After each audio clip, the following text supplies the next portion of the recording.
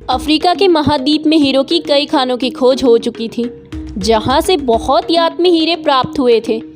वहां के गांव में रहने वाला किसान अक्सर उन लोगों की कहानियां सुना करता था जिन्होंने हीरो की खान खोजकर अच्छे पैसे कमाए और अमीर बन गए। वो भी हीरो की खान खोजकर अमीर बनना चाहता था। एक दिन अमीर बनने के सपने को साकार करने के लिए उसने अपना खेत बेच दिया और हीरो की खान की खोज में निकल पड़ा। अफ्रीका के लगभग सभी स्थान छान मारने के बाद भी उसे हीरो का कुछ पता नहीं चला। समय गुजरने के साथ उसका मनोबल गिरने लगा। उसे अपना अमीर बनने का सपना टूटते दिखाई देने लगा। वह इतना हताश हो गया कि उसके जीने की तमन्ना ही समाप्त हो गई और एक दिन उसने नदी में कूदकर अपनी जान दे दी।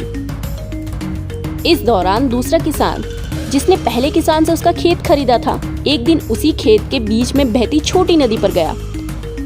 उसे नदी के पानी में से इंद्रधनुषी प्रकाश फूटता दिखाई पड़ा।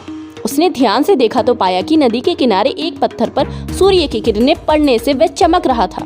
किसान ने झुककर वह पत्थर उठा लिया और घर ले आया। वह एक खूबसूरत पत्थर था।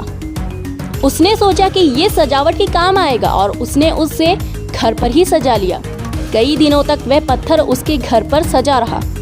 एक दिन उसके घर उसका दोस्त आया। उसने जब वह पत्थर देखा तो हैरान रह गया।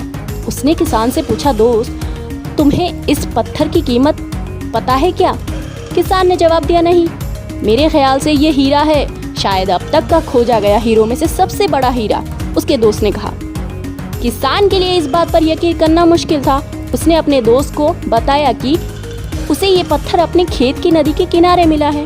वहाँ ऐसे और भी पत्थर हो सकते हैं। दोनों खेत पहुंचे और वहाँ से कुछ पत्थर नमूनों के तौर पर चुन लिए, फिर उन्हें जांच के लिए भेज दिया। जब जांच रिपोर्ट आई तो किसान के मित्र की बात सच निकली। वह पत्थर हीरे ही थे। उस खेत में हीरो का भंडार था। वह उस समय तक खोजी गई सबसे कीमती हीरो की खदान थी। उस खदान का नाम किम्बेरले डायमंड माइंस है। दूसरा किसान उस खदान की वजह से मालामाल हो गया।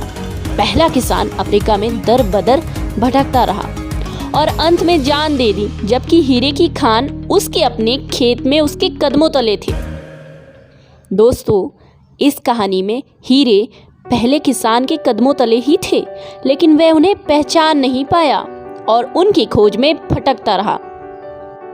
ठीक वैसे ही हम भी सफलता प्राप्ति के लिए अच्छे अवसरों की तलाश में भटकते रहते हैं। हम उन अवसरों को पहचान ही नहीं पाते या पहचान कर भी इम्पोर्टेंस नहीं देते जो हमारे आसपास ही छुपे रहते हैं। जीवन में सफल होना है तो आवश्यकता है बुद्धिमानी और परख से उन अवसरों को पहचानने की। अगर आपको ये कहानी अच्छी लगी हो तो वीडियो को लाइक कर दीजिए, चैनल को सब्सक्राइब करिए, शेयर करिए अपने दोस्तों एंड फैमिलीज के साथ। तब तक के लिए अपना ख्याल रखिए।